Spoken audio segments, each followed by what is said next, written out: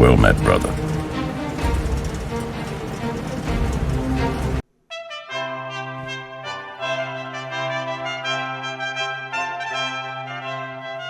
Hello, and welcome to Warhammer 40k's Grim History from the Beyond. I'm Zekthar, And I'm Yuxin. and we are the chroniclers of all that was, and all that will be in the 41st millennium. We've seen the rise and fall of many empires, and this month, we'll be talking about those lovable space vampires, the Blood Angels. That's right, Zekthar, and thank you, Digpig, for becoming a member and giving us the topic.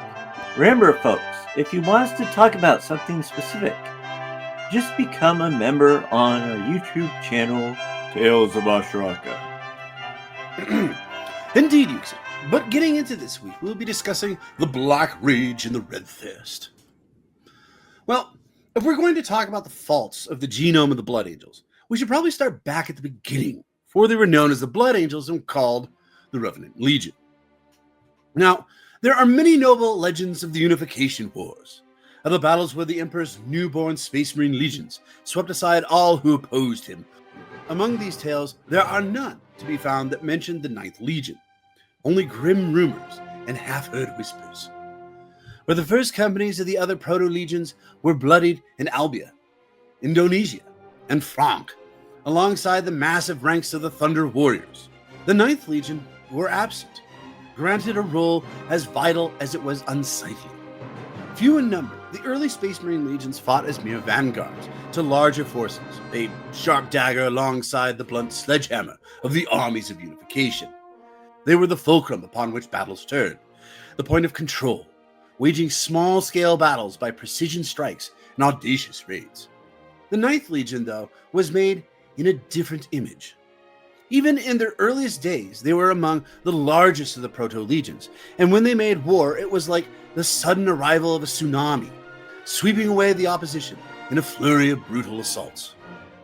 They found themselves deployed to the most dangerous war zones of Terra, to those accursed regions ravaged by the rad phages and chemstrains of old night, places where only the most twisted and debased breeds of mankind still lived.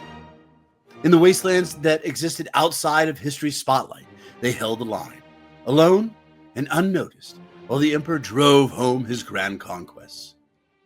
This grim fate was no accident, no arbitrary choice made by a distant general, for each of the legions had been granted genetic tools to fit their roles for them by the Emperor, and the Ninth Legion was no exception. Where other legions took only the best recruits, princes, and champions among the conquered techno-barbarian nations of old Earth, and produced but few initiates, the Ninth Legion took in the hordes of the dispossessed and broken, and made of them an army of angels. Scarred by so many long generations mired in the rad zones and sunken fortresses of Terra's poisoned wilds, these creatures were no longer entirely human, but horribly mutated beasts that the tyrants of old Earth had driven out and hunted. Yet, from such base materials emerged a breed of Legionis Astartes, uniformly tall and fair, their features sculpted in stern elegance.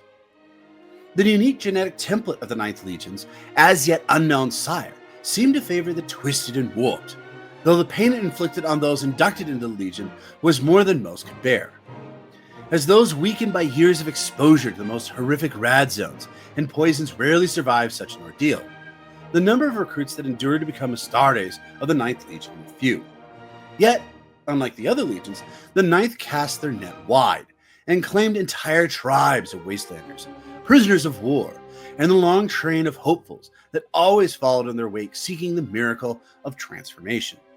The bloody-handed apothecaries plied their knives without rest to keep the Legion at fighting strength in even the most hellish war zones.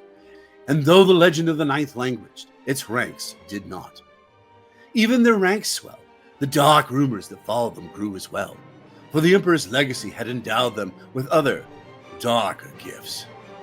These gifts were also to grant them a new epithet. Among the rank and file of the Emperor's mortal armies, the Eaters of the Dead. For in the wake of each battle, the elegant forms of the Ninth Legion haunted the field of battle long after the fighting had ceased, seeking out the finest amongst the fallen and feasting upon their flesh and blood. Many of the victories fought to bring the unifications to Old Earth were marred by the sight of blood-smeared angels stalking the fallen and wounded champions of the enemy across fields, choked with corpses, though few among the detractors realized the purpose of this grim fixation. For this, too, was part of the Emperor's grand design.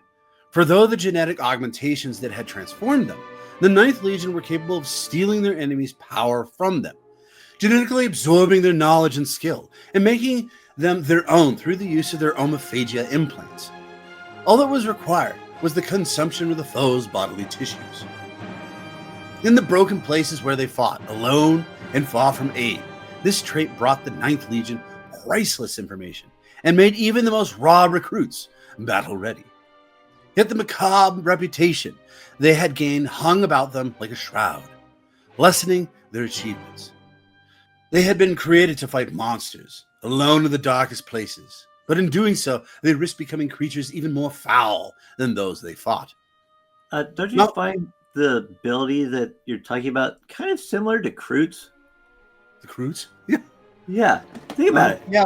Kroots, they consume their foes to become stronger and possess knowledge of those they consume. I think the big difference though between the Kroots and the Space Marines is that the Space Marines, they don't like genetically alter. The Kroots do when they eat something. They like become stronger and bigger. I think this is just makes, I don't know, it's like they can gather their knowledge.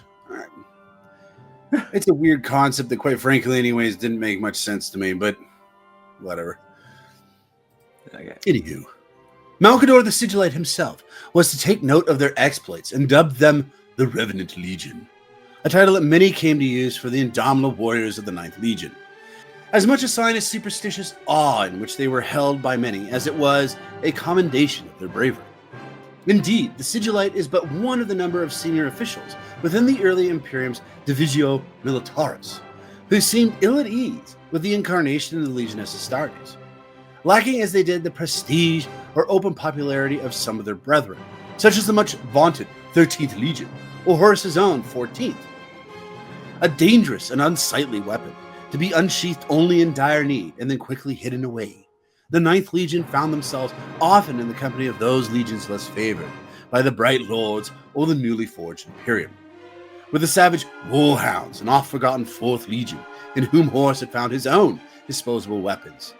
They found a bitter kinship, though it was rare to see these legions gathered together. Yet it was the work of these inglorious, practical, and gore-splattered warriors that set the foundation of the Imperium in place. Though there are scant songs sung in praise of the deeds the Emperor commanded them to perform in the pursuit of the Golden Empire, which he sought to build. Now, originally I was going to discuss one of the more grim stories called the Charnel Feast, but it proved to be too long for this Vox. But fear not!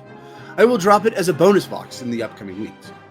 But needless to say, the Revenant and then Blood Angels Legion had a very grim and dubious past, which was somewhat a positive because it hid the Red Thirst very well.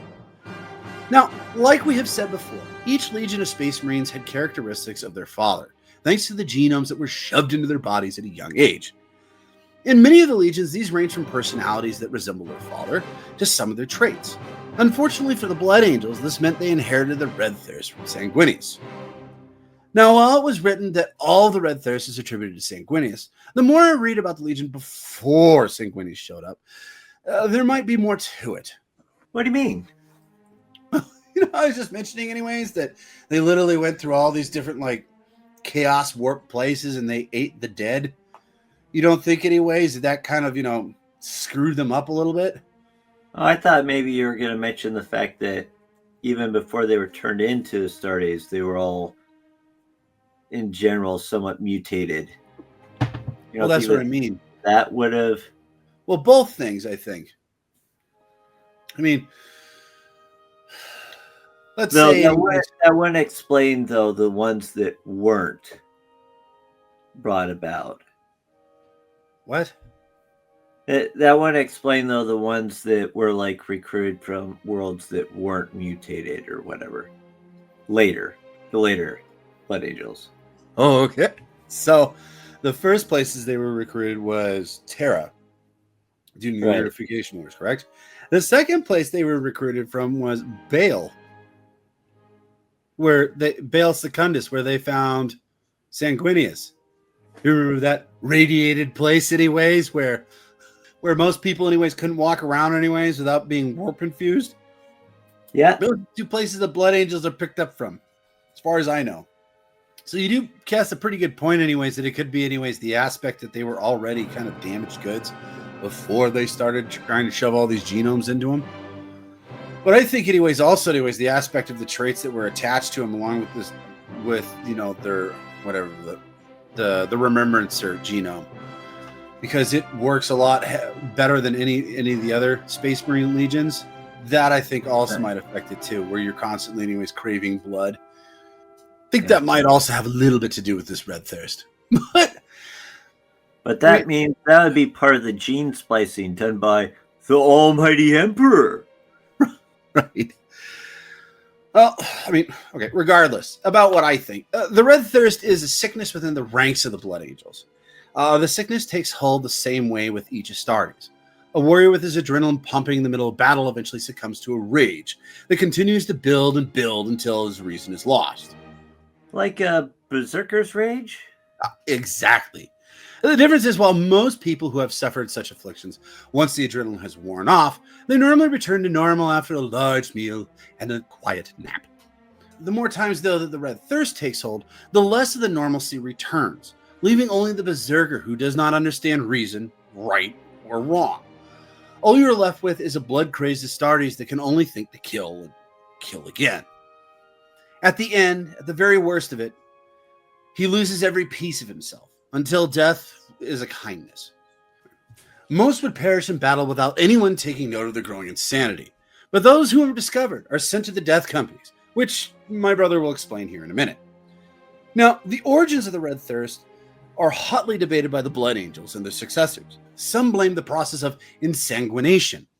Others, it's a weird ritual that the neophytes perform to become Blood Angels, administered by sanguinary priests. During insanguination, the gene seed of Sanguinius is implanted into the successful neophytes by drinking from a blood chalice. Try saying that line 3 times really fast. After partaking of it, they fall into a coma and are entombed by the blood servitors inside the casket of the Hall of Sarcophagi. They remain there for a full year, in full care of the casket's life-supporting systems, while they are injected with the blood of Sanguinius. Many die, incapable of bearing the vast changes wrought upon them by the gene seed. Others wake up too early and grow insane from the dark and claustrophobic existence. The ones who completely adapt, however, become the newest additions to the chapter. This may not be the case, though, because the flesh terrors are known to not utilize insanguination, leading some to believe that this has caused their higher than normal rate of the black rage and red thirst. Yet others believe it is a deep-rooted chaos corruption in Sanguinius as he was transported to Baal.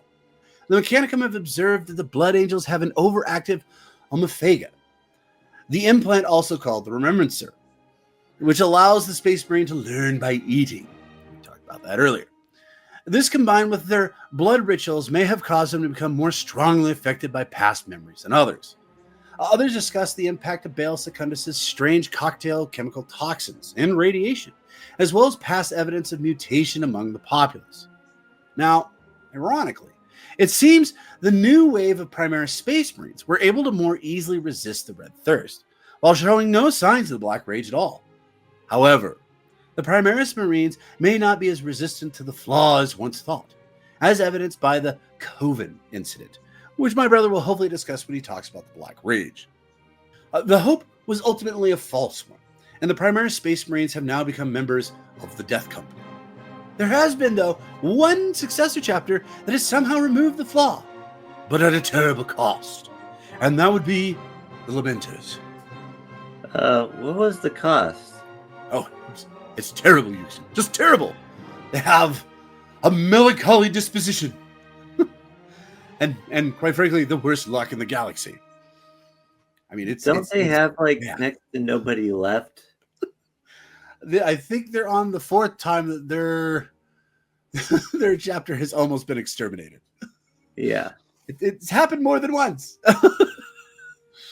But anyways, So some may but wonder. they're still around. They are still kicking. They're fighting the good fight. Some may wonder if the cost was worth it. Then Yeah, we pretty much. could either lose 100 guys over 100 centuries, or lose 100 guys in 1 year.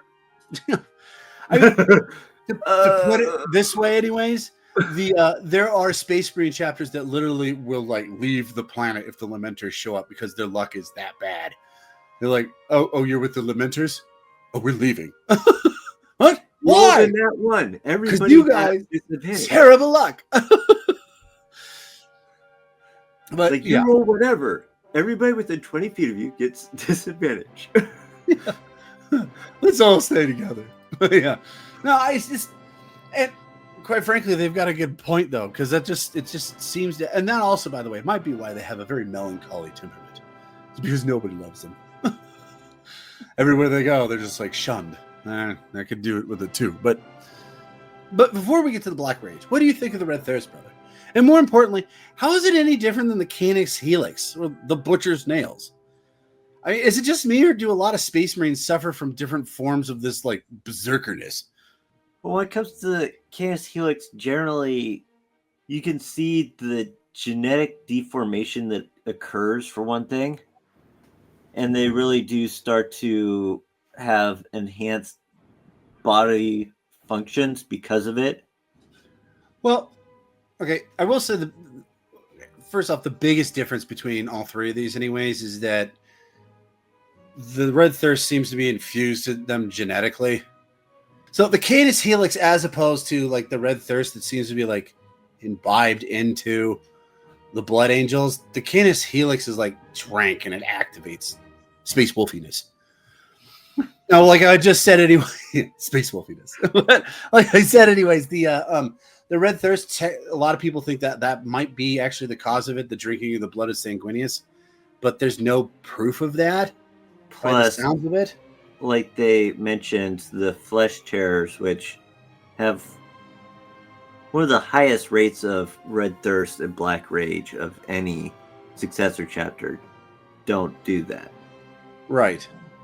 So, I mean, yes, the Helix, anyways, it's drinking, which activates, anyways, like I said, the space wolfiness. And then the Butcher's Nails is a mechanical engineered thing, anyways, is driven into your head. Right. So I understand that there are some differences, but the final push at the very end, anyways, all seem to follow the same concept, right? Berserkers that have to fight off the berserkeriness. Right? Well, I mean, with the Blood Angels, you got the space, you got the Red Thirst, because so if they eventually fall into it, they become, insane berserkers. You've got the Space Wolves, who, if you fall too far into the Canis Helix, you become a Wolfen, which is a werewolf space berserker. And then you've got the Butcher's Nails, which turns you into a berserker. So, of which you can't escape to begin with. You can make the argument, at least with the Butcher's Nails, that you can kind of come back to sanity, but it's like torturous and painful until the next fight you get into, and then you just activate it again. Yeah, because the whole point of it is to basically put pressure on any sort of emotion other than anger. Right. So, but like I said, anyways, all three of these are fairly similar, though. What did the Emperor want with berserkers? I mean, he's kind of got a thing for them. I mean, first there was the techno barbarians, who were all kind of berserkers, and then he's like, "Well, they're too uncontrollable, so we have to get rid of them." But we can have these 3 legions here that do the same thing. Well, except for the Butcher's Nails was something that Angron implemented himself. Good, yeah, good point. Okay, fine. These other 2. We're even gonna design the Canis Helix, anyways, to make them go bonkers. Yeah. Well, at one point, the Space Wolves were really close until that siege of the Thing, and then they and Magnus wrecked everything. But it's like we have the cure for the Canis Helix's bad thing. Oh, son of a! So it seems to me, anyways, that they kind of there's kind of, and I don't know enough about the Night Lords, but they seem to follow this pattern too. No, they're just That might just be because they're overachievers. When it comes they're to an murder. entirely different breed. They weren't genetically altered this way. They're overachievers in murder. Yeah, exactly. But They what do didn't you have think? to be. They were already murderers and criminals before becoming Space Marines. No, they weren't. They were the children of murderers and thieves. Thank you very much. Who preyed on the murderers and thieves and scared the crap out of them. It's actually quite terrifying. They were like the children of the night, or the children of the corn, but scarier. Yeah. But anyways, we're not talking about them. To me, I mean, what are your 2 cents on it? I mean, they all sound very similar to me, but I mean, obviously there are some slight differences. Yeah. But why do you think, anyways, that they genetically engineered these guys this way? So we can Well- push away the butcher's nails, because, like you so eloquently said, that was Angron doing it. Yeah. Although they did kind of have a flair for the berserkerness. They were that's why they got along with the Revenant Legion, the Warhounds. I mean, they were kind of cut from the same cloth. But anyway, sorry. I keep asking you a question and then I keep talking. I'm going to shut up now. That would be entirely up to, the more and more we find out about the Emperor, the more and more we gotta question him. Unfortunately. Fortunately, we didn't ask him those questions when we played that nice game of poker. But yeah, I just think it's interesting, anyways, that that there's more than one of these guys, anyways. That it's like, if you go too far, you become a monster, And ironically, the 2, anyways, that are the closest to that, anyways, they're both loyalist legions. Well, here's another thing, though, about the Canis Helix. Apparently, it's not, like, inevitable that you'll turn into a werewolf, either. Hence why there's a lot of long fangs out there. The way, yeah, that's about as muddled as the whole what happens to a person when they get the red thirst and they can't come out of it. It's just because there are statements where it's just like everyone will fall to the Canis Helix eventually, but then you've got somebody like Grimgor or Grimnar. You got a guy like Grimnar who's like 800 years old and still doing just fine. Or It's like, Ulrich the Slayer, who's even older than him. exactly. So it's kind of like, I don't know. In fact, Or if we're looking at the Blood Angels aspect, anyways, that once you fall into the red thirst, you eventually will succumb to it. What about Dante? yeah. He's like 1,000 years old, and he has many times gone into the red thirst. Once, anyways, brought back by Tushan with a nice hug. But still, Yeah, and another weird thing is most long fangs become more mellow, which is kind of the opposite, more controlled than Blood Claws and others. I think that's because their natural aggression turns from like go getter youthfulness to grumpy grandpa. So they're still just as angry as they were before, but now it's just like, get off my lawn, kind of thing, as you launch your artillery at them. Yeah, exactly. Except for instead of wielding a stick, instead you have a huge gigantic cannon that you're firing at the person. Darn vermin! Darn mouse. He's off my yard now. Well, yeah, part of him. But with the Blood Angels, anyways, this whole red thirst thing, anyways. Okay, so we'll probably talk about this after we talk about the Black Rage. But to me, anyways, it seems like it's easier to come out of the red thirst. The Black Rage, to me, anyways, the way it's always described, there is no coming out of the Black Rage. There's the red thirst you can get away from, kind of through like devotion and like training, until eventually you just can't, which is weird. There's only 3 cases where that has been true. There's 2 of them that are able to come out of it, and then there's one of them who's just he's hanging on to sanity. He's hanging on to sanity by just a thread. But well, anyway, speaking of the Black Rage, why don't you go ahead and talk to us anyways about the Black Rage there, Yuxin? Okay. Well, all of the chapters derived from the Blood Angels still suffer from the psychic imprint left by Sanguinius' death. This can cause them to go insane prior to or during a battle, and they believe that they are Sanguinius himself during the Battle of Terra. This insanity is known as the Black Rage. When a Space Marine is overcome by the Black Rage, he is reborn in a world of anger, hatred, fury, and nothing else. As well as Sanguinius' memories, the Blood Angel is touched with a small portion of his unearthly power, boosting his strength and vitality to superhuman levels. The condition is irrevocable except for a few cases, which we'll get into later, and victims are either locked away in the Tower of the Lost on the Blood Angel's homeworld until they finally die, or sent to the Death Companies. Rather than face a slow, insane death, the Blood Angels will form those who have newly succumbed to the Black Rage into a special unit known as the Death Company. They paint their armor black, daubed with red crosses signifying the wounds of Sanguinius, and are usually led by the few chapter officers, notably Death Company chaplains, who are able to communicate orders to these lost warriors. They are then set out to perform the most dangerous assaults, hoping for a quick and honorable death in combat.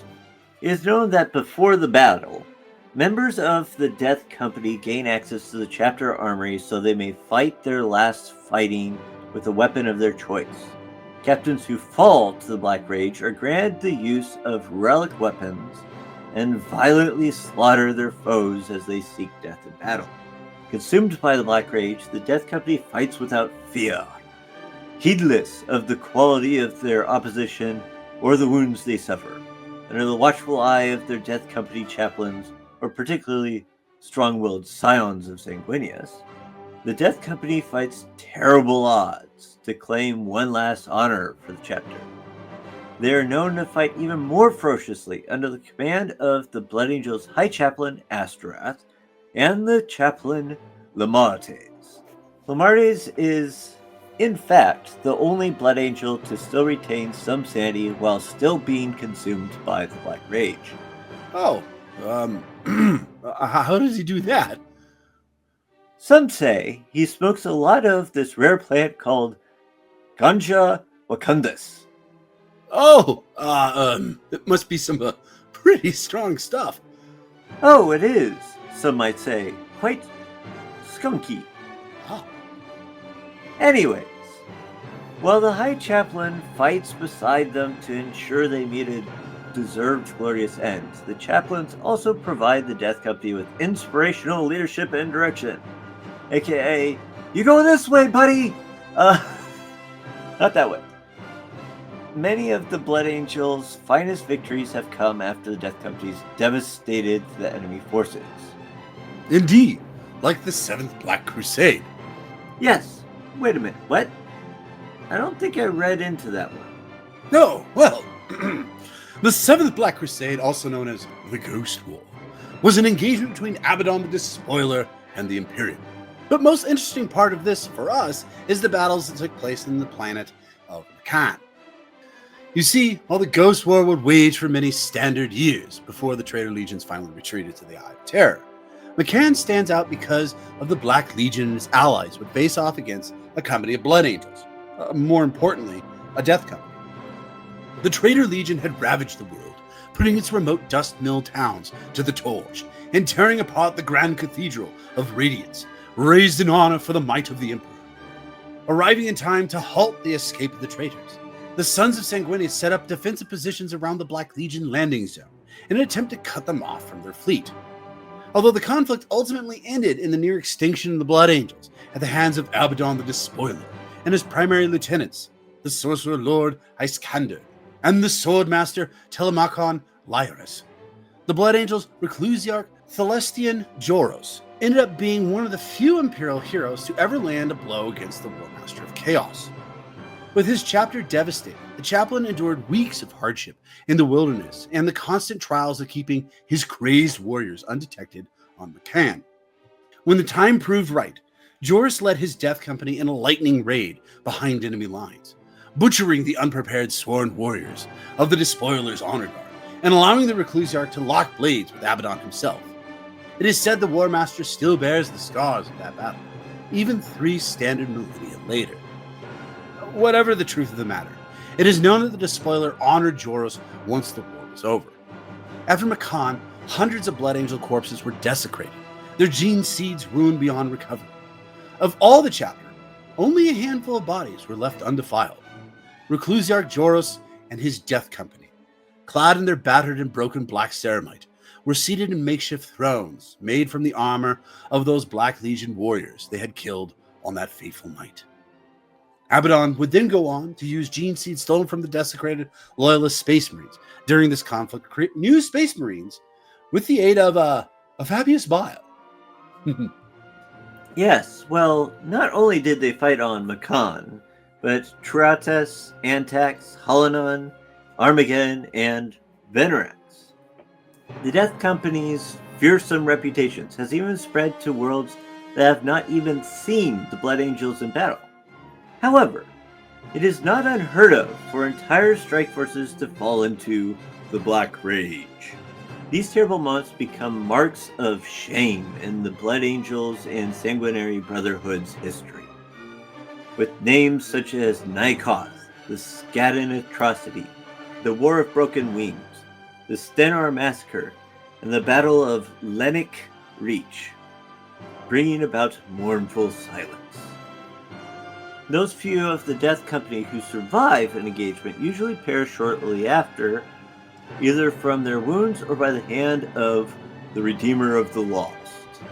The members of the Blood Angels Death Company that escape those fates are sealed within the Tower of Amerio on Vale. This is also the tower they keep mentioning as the Tower of the Lost. Since the Red Thirst inevitably follows the Black Rage, the Blood Angels consider death better than turning into a mindless flesh-hungry beast. However, there are some who undergo the Lestralio procedure instead and are encouraged to describe the visions the Black Rage is afflicting them with. Named after the chaplain Lestralio, who pioneered the process and later underwent it himself, the procedure sees the Death Company members shackled in adamantine as their rantings are carefully recorded, analyzed, and compared with others. Blood Angels have learned invaluable data of how the Black Rage afflicts them through the use of the procedure, but it always ends in death for the Death Company member. They inevitably die after their bodies begin suffering body-shattering spasms. Now, before continuing on to a couple of characters with connections to the Black Rage, how about you give your thoughts on it and the Death Companies? Sure, but before we get to that, what did happen on Coven? Oh yeah, well, it happened during the final attack on Alpha Legion's Fortress of Lies, on Coven. Spearheaded by Vindicators and Repulsors, Blood Angels' attack breached the immense fortifications, allowing squads of intercessors to pour inside. Yet the Alpha Legionnaires drew out the fight, baiting their enemies and striking to wound and goad the Primaris Blood Angels wherever possible. Though victory was eventually secured, the violence unleashed by several of the Primaris brothers to achieve it was extreme, the traitors torn limb from limb. This incident was observed in person by one Sanguinary High Priest Corbulo. Corbulo is one of the foremost individuals trying to find a cure for the Black Rage, and as such is most familiar with it. Oh, well, does he suffer from it as well, or the Red Thirst? No, but he has studied it for, I believe, centuries. But before we move on to one of the few Blood Angels to suffer from the Black Rage and come out of it, what do you think of the flaw? Sounds like the Red Thirst. Just the whole the end outcome sounds the same. The whole like psychonic imprint that Sanguinius did. First off, anyways, that means that Horus put quite the beating on Sanguinius. Because if he just like lopped off his head, no one would care. I mean, It's like, what are the terrors that await the Black Rage? What? Oh, that's it? But, yeah. I normally, anyways, have a hard time differentiating actually between the Red Thirst and the Black Rage. To me, anyways, they kind of, mainly because the outcome is pretty similar to both of them. Wouldn't you agree? Insane berserker dude. I mean, that's what. If you fall to the Red Thirst, what happens? Insane berserker dude. What happens if you end up with the Black Rage? Insane berserker dude. Oh, okay. But there's two differences. One is, if you suffer from the Black Rage, generally, inevitably, you also end up suffering from the Red Thirst afterwards. And two is, if you suffer from the Black Rage, you're pretty much, there is no coming back in comparison to the Red Thirst. Where the Red Thirst, there is the possibility of coming back. So the Black Rage does seem, anyways, in that aspect, seems significantly different, or significantly worse, I should say. Yeah. But who is this first character you're going to talk about? I believe his name is Mephiston, right? That would be correct. Mephiston, originally named Callisterius, and also called the Lord of Death, is the master of the Librarius and the chief librarian of the Blood Angels chapter. He is the only member of the Blood Angels or their successors among the Sanguinary Brotherhood known to have actually defeated the pull of the Black Rage not once, but twice in his life, regaining his sanity both times. He is a librarian of potent ability, believed to be one of the mightiest psychers in the entire Imperium of Man. Yet there are whispers that Mephiston paid a dreadful price for his resurrection. And when he mastered the Black Rage, something altogether more terrible took its place. It is to be hoped that such rumors are baseless, mere carrion latching onto greatness, but Mephiston keeps his secrets close, and only time will reveal the truth.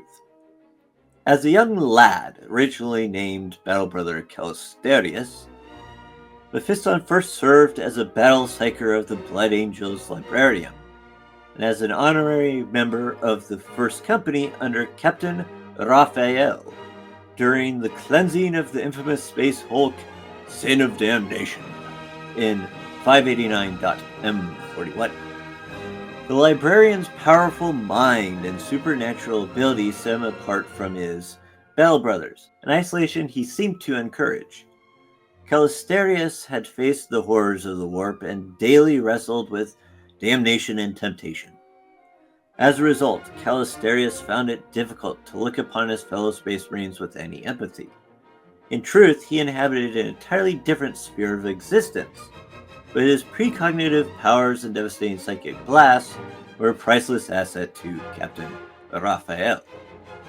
Now, as Brother Callisterius, Mephiston was a librarian of exceptional valor and strength of character. Yet, the Black Rage cares not for the nobility of the soul, nor the deeds of the flesh. While fighting before the walls of Hades' Hive during the Second War for Armageddon, the curse of Sanguinius finally stole upon him. Inducted into the Blood Angels Death Company, Callisterius took part in the final assault on the Ecclesiorium building at Hades' Hive, and was amongst those buried when the complex collapsed. Crushed but not dead, the fallen librarian lay trapped for many solar days, screaming and raging as he battled the madness brought on by the Flaw.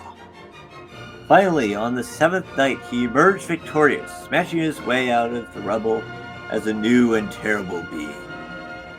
Gone was Callisterius.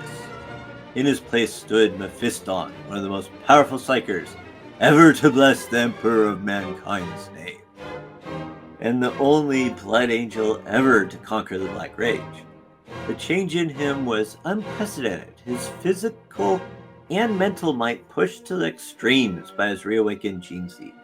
His resurrection did not go unnoticed, however, as Mephiston heaved aside the massive boulders from his makeshift tomb. The sound of scraping stone drew the attention of a band of orcs still roaming the ruins.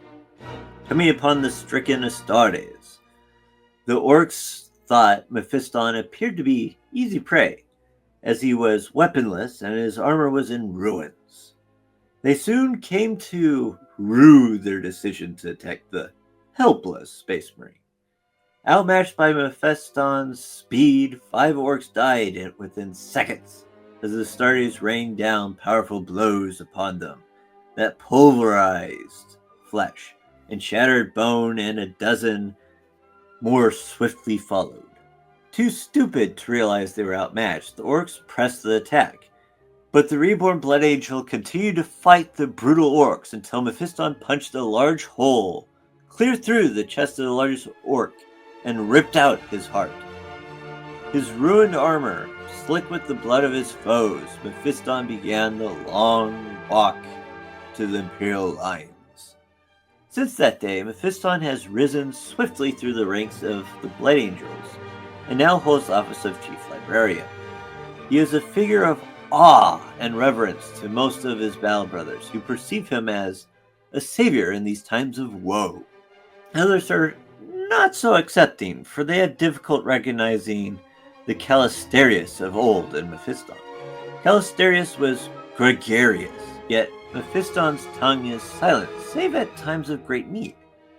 Calistarius sought the company of his brothers both on and off the field, yet Mephiston spends silent hours alone in thought, and his face, though noble beyond compares, somehow speaks of a soul still ill at ease. Perhaps these changes were inevitable, given the trial of transformation. Upon the world of Cybiel, one of the most dire events of the Blood Angel's long history came to pass in the form of Brother Archeo, who possessed the sacred chapter relic known as the Spear of Telesto, and proclaimed himself to be the reincarnation of Sanguinius. Fealty was given to the so-called Reborn Angel by many within the ranks of the Blood Angel's Sixth Company. Unknown to the Blood Angels, an Ordo Hereticus Inquisitor named Remius Steele, a secret servant of the ruinous powers, manipulated the situation to cause a schism within the chapter. After Gallio and Vode were both killed by Archeo's loyalists, Mephiston decided that he, not Commander Dante, should go and deal with Archeo. He reasoned that since he was a psyker, he could better detect the taint of chaos upon Archeo and his followers. Mephiston arrived on the Blood Angel's shrine world of Sabian to judge Archeo, and turned the powers of his formidable witch sight upon him. He saw the carefully hidden seed of chaos that Steele had planted inside of Archeo, and denounced the Reborn Angel as false, and Inquisitor Steele as a heretic. Mephiston then challenged Archeo to a duel, but before it began, Archeo's biological brother, Sergeant Raphin, a fellow Blood Angel, arrived and offered to challenge him instead. Raphin was one of the few Blood Angels of the Sixth Company who had doubted the veracity of Archeo's supposed resurrection, keeping faith with the Emperor and their Primarch, and formally denouncing his brother as false. Mephiston looked into Raphin's mind and saw that he had seen a vision of Sanguinius, and that he was destined to fight Archeo. The Lord of Death allowed Raphin to take his place, and the two siblings dueled to the death. After Raphin wounded Archeo and fled, the corrupted Inquisitor Steele ordered the loyalist Blood Angels and the warriors of the Angel Reborn to attack Mephiston and his entourage. Eventually, Raphin emerged triumphant, impaling Archeo through the heart with the Spear of Telesto. Archeo died begging for his brother's forgiveness. After his sibling's death, the true master behind the nefarious chaos plot revealed himself, Malphalax, a greater demon of Zinch. Malphalax and Inquisitor Steele had entered into a devil's bargain with Warmaster Garand of the Wordbearers Traitor Legion to turn the Blood Angels to chaos by using Archeo as a false messiah. When Archeo was killed by his sibling Raphin, Steele attempted to summon Malphalax, intending to have the demon possess his slave, Ulan. Instead, Malphalax betrayed the Inquisitor and possessed Steel's body, fully manifesting on the mortal plane as a Lord of Change. Malphalax then attempted to cause the Blood Angels to succumb to the Black Rage, but was in turn banished by Rafen using the Spear of Telesto. By the time Rafen defeated Malphalax, Mephiston's Iron Will had snapped and he fell once more into the Black Rage. Rafen directed the power of the Spear of Telesto at Mephiston, breaking the hold of the curse upon the Great Librarian for a second time. At some point after the birth of the Great Rift, Mephiston willingly underwent the torturous surgical procedure of the Rubicon Primaris and ascended to become a Primaris Space Marine. So what are your thoughts on the Lord of Death? Do you know if he's met, what's his face? Tycheros? The Ultramarines librarian? Tigurius? You know if he's met him? Probably not. I'm just kind of curious because, I mean, when we talked about the Ultramarines, they said that Tigurius was the greatest librarian ever. Yeah. And we guffawed about that because it's like, well, what about the Grey Knights? Any of them? You know, kind of thing. This is another guy anyways. Like, well, what about this guy? Feston. Well, what about the Grey Knights? They're all Tigers. Well, okay, this one at least they didn't from what you've gathered anyways, he isn't specifically known as the greatest. He's known as one of the greatest. Which, sure, I put him into that. I mean, first off, anyways, to be a librarian, you have to have a pretty strong will. Right. You know, to be so that you don't turn it, like the madness of the warp doesn't get you. Right. So I'm figuring anyways that if there's anybody that I'm going to trust anyways, doing wizardy things anyways next to me, it's probably going to be this guy. Because if he's able to anyways to come back from the Black Rage, not just once, but twice, his will has to be made of like the strongest stuff known to man. I mean, that's pretty cool. He would be the most amazing Green Lantern ever. And he wouldn't talk. So he'd be the exact opposite of Guy Gardner. He's the guy in the new movie, Superman movie, that Nathan Fillion plays. Great actor. You know, this is all I'm tearing for too, mind you. But yeah, Guy Gardner is like this. He's, pardon my French, he's an asshole. And he's cheeky and ridiculous, and he talks too much. He gets punched in the face quite often by Batman. Let's put it that way. So yes, he'd be the opposite of Guy Gardner. He would just keep his mouth shut. And like I said, anyways, he'd be the perfect Green Lantern because, I mean, the power that they use anyways that activates all their stuff anyways for the lanterns is will. I mean, he would crush planets. Now, mind you, anyways, his mindset wouldn't work well with the Green Lanterns because he's a space marine. He'd show up on a planet. They'd be like, you need to capture this villain. And he would just kill the planet. They'd be like, you say capture him. He's like, you know, he's out there dead, floating in space somewhere, you know, on to the next planet. You never said that he had to be alive. For the Emperor. Who? Heresy! No! Heresy!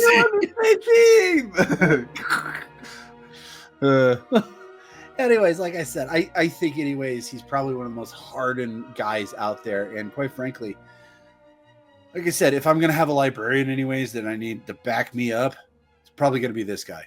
Because there's no doubt in my mind anyways that he's not going to fall to chaos. What do you think? In my mind, you can say the same about the Grey Knights, but that's because they go through a whole different series of training to begin with. Yeah. Well, okay, when your final thing is, we're going to have you be possessed by the demon. We're not talking about the Grey Knights, Houston. We're talking about like your regular librarians. He's got to be up there. And like I said, anyways, if it was a normal if it's a normal librarian and then I had to watch my back, it'd be this dude. Yeah. I mean, and quite frankly, I'd rather have this guy than a Grey Knight. Why? Because the Grey Knights are little prissy pansies. They're like, oh, look at me in my fancy armor. Shut up. Okay. Stupid tool. You go hang out with the Space Wolves. See how you like it. So, yeah, I'm sorry. Okay. I'm not a huge fan of the Grey Knights. Don't get me wrong, they're really overpowered, but they've got. It's the And same their armor reason why. does look cool. There's the same reason why you don't like Sanguinius, because of all the propaganda behind him. For me, anyways, it's the same with the Grey Knights. Like, we're the most fanciest of all the Space Marines. Yeah, and you got throttled by the Space Wolves, so shut it. I mean, we could beat any Space Marines because we're all wizards, too. Yeah, it didn't work very well when he went up against the Barbarians. So, shut it. Anyways, I'm going to get off my... On that terrible note, anyways, we're out of time for today. Now, I know, anyways, you wanted to talk about Astaroth, but we kind of ran out of time. Astaroth. So, Astaroth, sorry. Well, actually, Dig Pig, is it Astaroth or is it Astaroth? We Let us wish know it in the was comments. Astaroth because Astaroth makes so much more sense. But, Yeah. like I said, You're in blood today. yes. Like I said, we kind of ran out of time, but we will talk about them next time, because next time we are going to talk about notable characters. Fantastic. But for those of you who enjoyed our little show, could you please be so kind as to push that subscribe, like, or follow button? If you wish to help us expand our work on 40k lore, by all means, first by joining our membership program, our YouTube channel, Tales of Ashraka. Oh, and don't forget to purchase the Yoda Knights. Sold wherever ebooks are sold. Yes, but most importantly, have a great day. And until next time, this is Ekthar, And Yuxin. signing off.